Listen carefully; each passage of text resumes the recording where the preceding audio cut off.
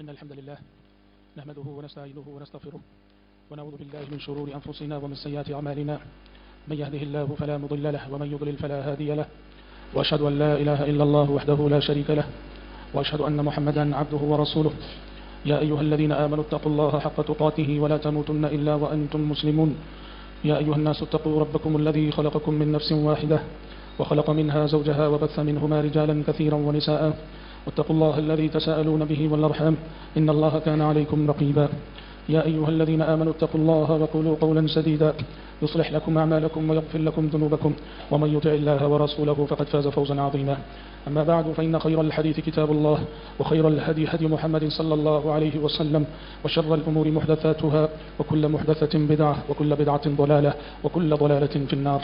أعوذ بالله السميع العليم من الشيطان الرجيم من همزه ونفخه ونفسه. هو الذي بعث في الأميين رسولا منهم يتلو عليهم آياته ويزكيهم ويعلمهم الكتاب والحكمة وإن كانوا من قبل لفي ضلال مبين. حضرات ابھی خطبہ مسنونہ کے بعد سورۃ الجمعہ کی ایک آیت میں نے آپ کے روبرو تلاوت کی ہے. اللہ تبارک و تعالیٰ نے اس آیت میں ارشاد فرمایا کہ اللہ ہی ہے جس نے امی قوم میں ایک ایسا رسول بھیجا جو رسول کے انہیں اللہ کی آیتیں پڑھ کر سناتا ہے، ان کا تزکیہ کرتا ہے اور انہیں کتاب و حکمت کی باتیں سکھاتا ہے.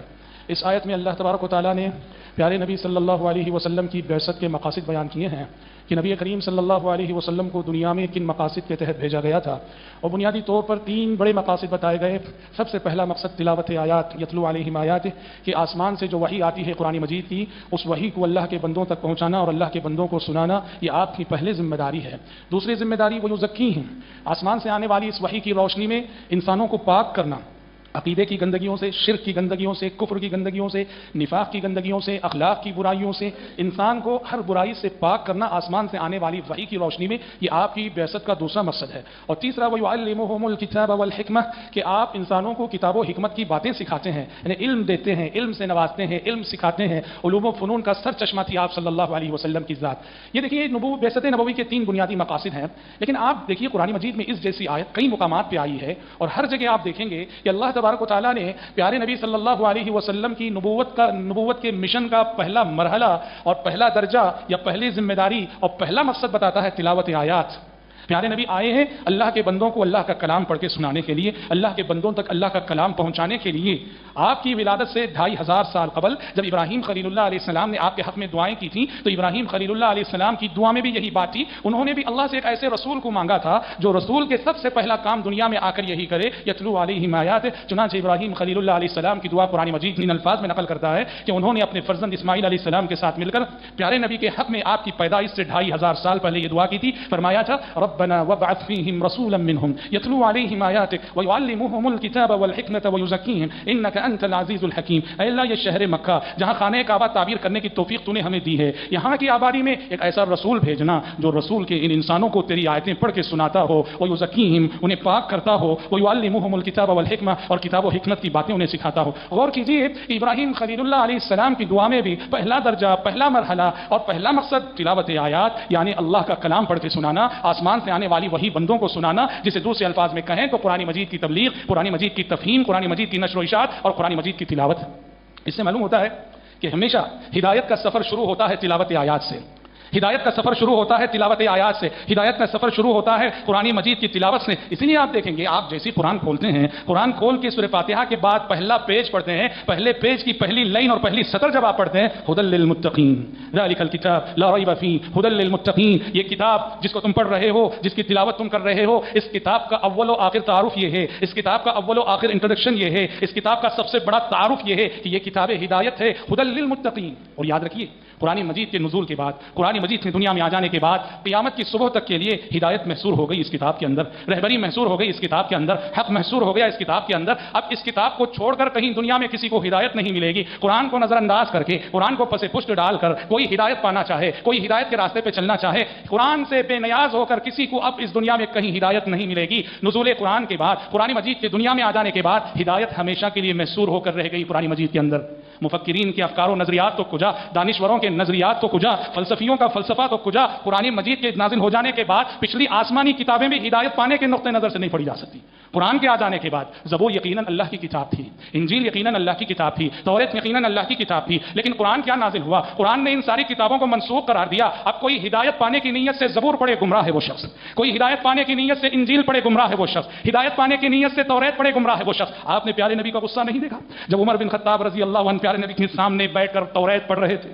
پیارے نبی کا چہرہ غصے سے سرخ ہوا جا رہا تھا، عمر نے دیکھا نہیں، ابو بکر صدیق رضی اللہ عنہ نے پیارے نبی کے بدلتے چہرے کو دیکھ لیا، پیارے نبی کا چہرہ غصے سے سرخ ہوا جا رہا ہے۔ ابو بکر نے عمر کو ڈانٹتے ہوئے کہا ثقیلت کا سوا کل یا عمر ما ترى ما بوجه رسول اللہ صلی اللہ علیہ وسلم، گم کرنے والیاں تمہیں گم کرے عمر، نبی کے چہرے کو نہیں دیکھ رہے ہو، نبی کے چہرے سے جو غصہ آیا ہے بیاں ہے ظاہر ہے نہیں دیکھ رہے ہو۔ حضرت عمر نے دیکھا کہ پیارے نبی کا چہرہ غصے سے سرخ ہو گیا ہے، اس لیے کہ وہ قرآن مجید لے کر آنے والے نبی کے سامنے توریت پڑھ رہے تھے، پیارے نبی کا چہرہ غصے سے سرخ ہو گیا تھا۔ آپ کے اس غصے کو دیکھا حضرت عمر گھٹنوں کے بل بیٹھ گئے، گھٹنوں کے بل بیٹھ گئے، فوراً کہنے لگے رضیت باللہ ربا وبالاسلام دینا وبمحمد نبیا ورسولا، میں راضی ہو گیا اللہ سے رب ہونے کے اعتبار سے، راضی ہو گیا محمد صلی اللہ علیہ وسلم سے رسول ہونے کے اعتبار سے، راضی ہو گیا اسلام سے دین ہونے کے اعتبار سے۔ یہاں پیارے نبی کا غصہ ٹھنڈا ہوا اور آپ نے حضرت عمر سے فرمایا واللہ لو بدا لکم موسیٰ فاتبعتموہ وترکتمونی لضللتم، تم توریت پڑھ رہے ہو، اللہ کی قسم وہ نبی موسیٰ علیہ السلام جن پہ توریت اتری تھی آج اگر وہ آ گئے اور تم مجھے چھوڑ کے ان کے پیچھے چلنے لگو گے تو گمراہ ہو جاؤ گے۔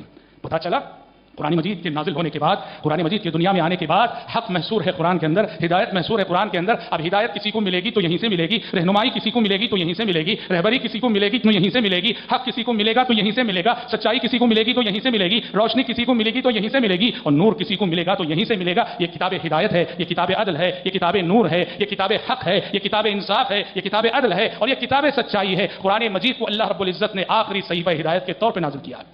حضرات قرآن مجید یہ نسخہ شفا ہے، قرآن مجید یہ نسخہ شفا ہے۔ اللہ رب العزت نے اس کتاب کو نازل کیا، بیمار انسانوں کا علاج ہے یہ کتاب، بیمار انسانوں کی شفا ہے یہ کتاب، بیمار آبادیوں کی شفا ہے یہ کتاب، بیمار معاشروں کی شفا ہے یہ کتاب، بیمار بستیوں کی شفا ہے یہ کتاب، بیمار ملکوں کی شفا ہے یہ کتاب۔ انسان جہاں بھی پائے جاتے ہیں ان کے انگنت مسائل ہوں، ان کی لاتعداد الجھنیں ہوں، قرآن مجید وہ کتاب ہے جو انسانی سماج اور انسانی معاشرے کے ہر قسم کی الجھنوں کا سب سے بہترین حل پیش کرتا ہے۔ انسانوں کے امراض، جسمانی امراض ہو یا روحانی امراض ہو، ہماری جسمانی بیماریاں ہوں یا ہماری روحانی بیماریاں، اللہ رب العزت نے اس کتاب کو نسخہ شفا بنا کے اتارا ہے۔ اتر کر ہرا سے سوئے قوم آیا، اتر کر ہرا سے سوئے قوم آیا اور ایک نسخہ کیمیا ساتھ لایا۔ پیارے نبی نے اسی نسخہ کیمیا کے ذریعے سے 20-23 سال کی قلیل سی مدت میں پورے عرب کی قسمت بدل کر رکھ دی تھی، پورے عرب کی قسمت بدل کر رکھ دی تھی۔ وَنُنَزِّلُ مِنَ الْقُرْآنِ مَا هُوَ شِفَاءٌ وَرَحْمَةٌ لِّلْمُؤْمِنِينَ وَنُنَزِّلُ مِنَ الْقُرْآنِ مَا هُوَ شِفَاءٌ وَرَحْمَةٌ لِّلْمُؤْمِنِينَ، ہم اس قرآن میں ایسی آیتیں اتارتے ہیں جن آیتوں میں شفا ہے اور رحمت ہے اہل ایمان کے لیے، شفا ہے ہماری روحوں کے لیے، شفا ہے ہمارے دلوں کے لیے، شفا ہے ہمارے دماغوں کے لیے،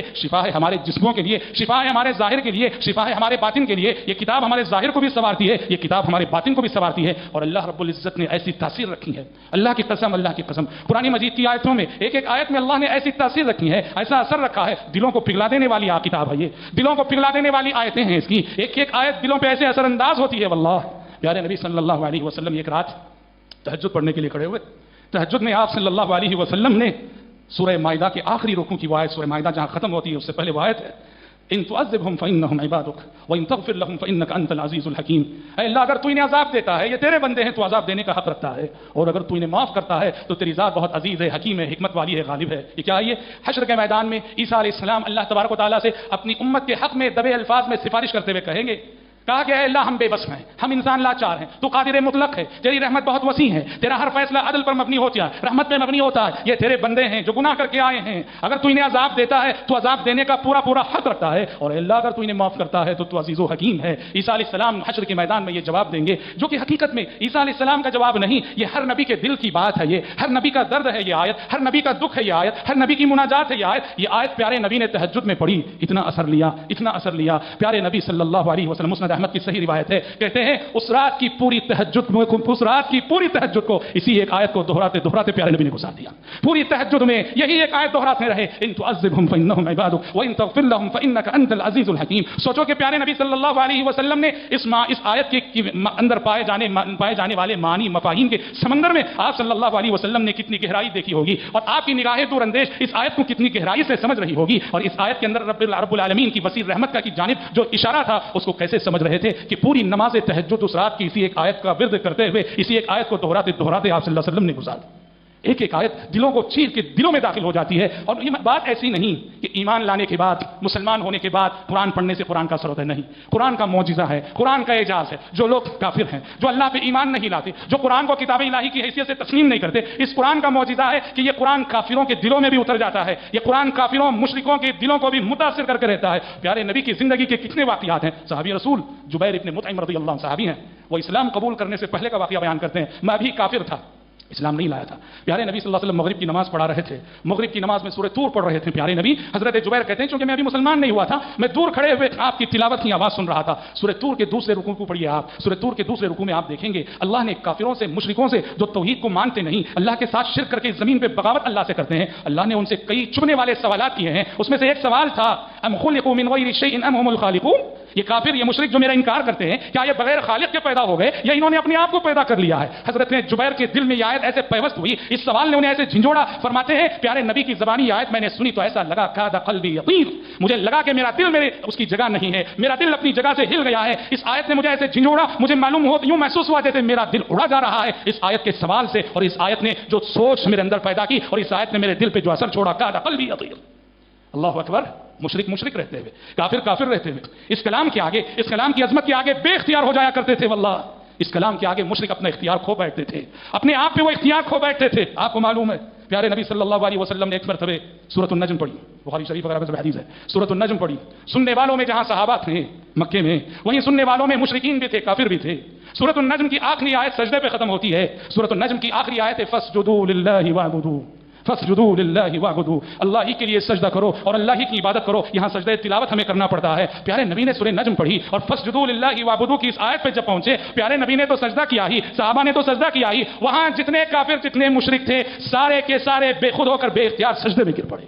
سارے کے سارے کافر سجدے میں گر پڑے. فاسجدوا للہ واعبدوا کا جو اسلوب ہے سورہ نجم کی آخری آیتوں کا جو اسلوب ہے, ازفت الازفہ لیس لها من دون الله کاشفہ افمن هذا الحديث تعجبون وتضحكون ولا تبكون وانتم سامدون فاسجدوا لله واعبدوا. یہ جو اسلوب ہے قرآن کا, ازفت الازفہ, قیامت بہت قریب آ چکی, قریب آنے والی قیامت بہت قریب آ چکی. لیس لها من دون الله کاشفہ, اور اللہ کے سوا اس کے حتمی وقت کو کوئی جاننے والا ظاہر کرنے والا بھی نہیں. افمن هذا الحديث تعجبون, اس قرآن پہ تمہیں تعجب ہوتا ہے. وتضحكون ولا تبكون, تمہیں تو رونا چاہیے, تم روتے نہیں ہو, ہنستے ہو. وانتم سامدون, زندگی تمہاری کھیلوں میں گزر رہی ہے. فاسجدوا للہ واعبدوا, سجدے میں گر جاؤ اور اللہ کے لیے عبادت کرو اللہ کی. یہ اسلوب, اس اسلوب نے کافروں کو بھی ایسے جھنجھوڑا کہ مسلمان تو سجدہ کیے ہی, کافر کافر رہتے ہوئے جھک پڑا, مشرک مشرک رہتے ہوئے جھک پڑا. سورہ نجم کی اس تلاوت کے موقع پہ کافر بھی بے اختیار اور بے خود ہو کے سجدے میں گر پڑے. یہ قرآن کا معجزہ ہے, یہ قرآن کا اعجاز ہے, یہ قرآن مجید کی قوت تاثیر ہے. اچھا آپ کہیں گے یہ تو سب اس دور کے واقعات ہیں, اس زمانے کے واقعات ہیں. عرب کے مشرک قرآن عربی زبان سمجھتے تھے اس لیے قرآن ان کے دلوں پہ یوں اثر انداز ہوتا. نہیں, آج بھی پوری 1400 سال کی تاریخ پڑھ لو اور آج کے حالات بھی پڑھ لو. ہمارے جو نو مسلم بھائی ہیں, ہمارے جو ریورٹ برادرز ہیں, آپ ان کی داستانیں پڑھیے, دیکھو کہ کتنے ایسے ہیں. ہدایت کا ذریعہ قرآن کی کوئی آیت بنی. آپ نے ڈاکٹر ضیاء الرحمان اعظمی کا نام آپ نے سنا, رحمۃ اللہ علیہ, 2 مہینے پہلے انتقال ہوا, 1.5 مہینہ قبل. یو پی کے غیر مسلم گھرانے میں پیدا ہونے والا شخص جو کبھی بانکے رام کے نام سے جانا جاتا تھا, اسلام قبول کرتا ہے, اسے قتل کرنے کی کوششیں ہوتی ہیں, اسے ساؤتھ انڈیا جامعہ دارالسلام بھیج دیا جاتا ہے. وہاں پڑھ کے وہ جامعہ اسلامیہ مدینہ منورہ جاتا ہے. جامعہ اسلامیہ مدینہ منورہ, ام القریٰ اور ازہر یونیورسٹی, یہاں سے فراغت حاصل کرنے کے بعد اہل علم کی سفارش سے سعودی نیشنلٹی انہیں ملتی ہے الحمدللہ. اور اس کے بعد حدیث کی اتنی عظیم خدمت اس بندے سے ہوتی ہے, الجامع الکامل نامی اتنی عظیم حدیث کی کتاب انہوں نے لکھی. اللہ اکبر. آپ کو معلوم ہے یہ شخصیت جسے آج ہم عالم اسلام ضیاء الرحمان کے نام سے جانتا ہے, اور جو کبھی بانکے رام تھی, ہدایت ملی قرآن مجید کی ایک آیت کے ذریعے سے. ایک دوست, ان کا مسلمان دوست, انہیں کسی طرح مسجد میں لے کے چلا. اپنے غیر مسلم دوستوں کو مسجد لاؤ, اللہ کے بندو, مسجد کے دروازے غیر مسلمین کے لیے بند نہیں, اسلام نے کھلے رکھے ہیں. ان کا ایک مسلمان دوست انہیں کسی طرح دوستی میں مسجد لا لیا, اور مسجد میں جو عالم صاحب تھے, امام صاحب تھے, نماز بعد عشاء کا درس دے رہے تھے, اور درس ہو رہا تھا سورۃ العنکبوت کی آیت کا, مثل الذین اتخذوا من دون اللہ اولیاء کمثل العنکبوت اتخذت بیتا وان اوهن البیوت لبیت العنکبوت. جن لوگوں نے اللہ کو چھوڑ کر اور سارے کارساز بنا لیے, اپنے در کو اللہ کے در پہ جھکانے کے بجائے غیروں کے در پہ جھکا دیا, جو مشرک ہیں, جو کافر ہیں, ان کی مثال اور ان کے عقیدے کی مثال کمثل العنکبوت, اس مکڑی جیسی ہے, اتخذت بیتا, جو جالے کا گھر بناتی ہے, وان اوهن البیوت لبیت العنکبوت, اور سب سے بودا گھر, سب سے کمزور گھر مکڑی کا گھر ہوتا ہے. یہ چھوٹی چھوٹی مخلوقات جو گھر بناتی ہیں نا, دیکھو چونٹی بھی گھر بناتی ہے تو محفوظ جگہ بناتی ہے, زمین کے اندر بناتی ہے محفوظ جگہ. ایک مکڑی ہے وہ ایسا گھر بناتی ہے کہ جو اتنا کمزور ہوتا ہے اسے موسموں کی سختیوں سے بھی بچا نہیں سکتا, نہ سردی سے بچا سکتا ہے, نہ گرمی سے بچاتا ہے. وہ گھر ہمیشہ خطرات رہتے ہیں اس گھر پہ. کسی نے بھی ایک جھاڑو مار دیا, سارا کا سارا اس کا گھر جو ہے فنا ہو گیا, برباد ہو گیا. مشرک بھی ایسے ہی کمزور عقیدے میں پناہ لیتا ہے. مشرک کا عقیدہ بھی مکڑی کے جالے کی طرح سے کمزور ہے. اور پھر مکڑی کے جالے میں کوئی بھی چیز پھنستی ہے نا, وہ جتنا حرکت کرتی ہے پھنستی چلی جاتی ہے, مکڑی کا جالا اس کو لپیٹتا چلا جاتا ہے. ویسے ہی شرک یا عقائد کی بھی ایک دلدل ہے, جو شرک یا عقائد کے دلدل میں پھنس جائے وہ جتنا ہاتھ پیر مارتا ہے اتنا ہی اس دلدل میں پھنستا جاتا ہے. جس طرح آپ نے دیکھا ہوگا ایک مکھی اگر پھنس گئی مکڑی کے جالے میں وہ جتنا پر مارتی ہے اتنا زیادہ وہ جالا اس کو لپیٹتا ہے. شرکی عقائد بھی ایسے ہی ہیں, کفری عقائد بھی ایسے ہی ہیں, خرافات کے عقائد بھی ایسے ہی ہیں. جو ان میں پھنس گیا وہ ایک دلدل میں پھنس گیا, جتنی حرکت وہ کرے گا اس دلدل میں پھنستا جائے گا. اس دلدل کی گر عالم صاحب تفسیر کر رہے تھے اور انہیں جو بانکے رام تھے انہیں یوں محسوس ہوا قرآن کی تفسیر نہیں ہو رہی ہے جیسے یہ میرے عقیدے کا حال بیان کر رہے ہیں مولانا صاحب. اس آیت نے جھنجھوڑ کے رکھ دیا اور یہیں سے ان کی ہدایت کے سفر کا آغاز ہوا, یہیں سے تحقیق شروع کی, یہیں سے جستجو شروع کی. اور سبحان اللہ اسلام کو اسی بانکے رام کی شخصیت نے جب ضیاء الرحمان کا روپ ڈال لیا تو اتنا بڑا خادم حدیث نصیب ہوا. الجامع الکامل جیسی عظیم کتاب اس خادم حدیث نے لکھی ہے. ایا یورش تاتار کے افسانے سے ہے, ایا یورش تاتار کے افسانے سے پاسباں مل گئے کعبے کو صنم خانے سے. حضرات کہنا یہ ہے آج کے خطبے میں جو میسج جو پیغام میں دینا چاہتا ہوں وہ یہی, اللہ کی کتاب قرآن سے قریب ہو جاؤ, اللہ کی کتاب قرآن سے قریب ہو جاؤ. ہم نسخے شفا اپنے پاس رکھتے ہوئے بیمار ہیں, ہم نسخے ہدایت اپنے پاس رکھتے ہوئے در بدر کی ٹھوکریں کھا رہے ہیں. ہم اپنے پاس کتابیں نور روشنی والی کتاب رکھتے ہوئے ہم تاریکیوں میں بھٹک رہے ہیں. قرآن سے قریب ہو جاؤ, قرآن سے جڑ جاؤ. اور قرآن سے جڑنے کے معنی کیا ہے جانتے ہیں؟ قرآن سے جڑنے کے معنی صرف یہ نہیں کہ بس صبح شام قرآن پڑھتے رہو پڑھتے رہو پڑھتے رہو. کتاب تلاوت تو ہم نے اسے بنایا ہے, پڑھتے ضرور ہیں. ہم بات کر رہے ہیں سمجھنے کی. ہم میں سے کون ہے اور کتنے ہیں جو قرآن سمجھنے کی کوشش کرتے ہو؟ ہم نے صرف اسے کتاب تلاوت بنا رکھا ہے. سچ ہے کہ یہ کتابیں یہ تلاوت عبادت ہے, سچ ہے, لیکن یہ جو قرآن فہمی ہے, قرآن کو سمجھنا ہے, قرآن میں تدبر ہے جو کہ ایک فرض ہے, اس فرض سے ہم کوسوں دور ہیں. قرآن کو کتاب ہدایت بناؤ. ہدی للمتقین, اس قرآن نے خود اپنے لیے پہلی صفت جو بیان فرمائی وہ یہی کہ میں کتاب ہدایت ہوں. عقیدہ کیسا ہونا چاہیے کتاب بتاتی ہے, عبادتیں کیسی ہونی چاہیے کتاب بتاتی ہے, اخلاق کیسے ہونے چاہیے یہ کتاب بتاتی ہے, مثالی تہذیب تمدن اور کلچر کیسا ہوتا ہے یہ کتاب بتاتی ہے, عدل اور انصاف کے تقاضے کیا ہیں یہ کتاب بتاتی ہے. زندگی کے شب و روز کے لیل و نہار کی جتنی مصروفیتیں ہیں ہر قدم یہ کتاب ہماری رہبری کرتی ہے, رہنمائی کرتی ہے. پر اس رہبری کو سمجھنے کے لیے قرآن کو سمجھ کر پڑھنا ضروری ہے. اور قرآن فہمی کی جب بات آتی ہے تو ہم میں سے بہت سارے مجرموں کے کٹہرے میں کھڑے نظر آتے ہیں کہ ہم نے نہ قرآن سمجھا, ہم نے نہ قرآن سمجھنے کی کوشش کی, بلکہ الٹا ہمارے بعض علماء نے یہ غلط فہمی پھیلانے کی کوشش کی کہ قرآن سمجھی جانے والی کتاب نہیں, غلط ہے. ہم نے ابھی مثالیں بیان کی آپ کے سامنے, غیر مسلم سمجھ. ہاں سچ ہے قرآن مجید کے بہت سے مضامین ایسے ہیں انہیں سمجھنے کے لیے علماء کی رہبری ازحد ضروری ہے. ہم یہ نہیں کہتے کہ آپ مجتہد مطلق بن کر بس آپ اپنے طور پہ سمجھتے جائیے. قرآن سمجھنے کی کوشش کرو, کتب تفاسیر کی روشنی میں, اہل علم کی رہبری کی روشنی میں, علماء کے نگرانی میں پڑھ کے قرآن سمجھنے کی کوشش کرو.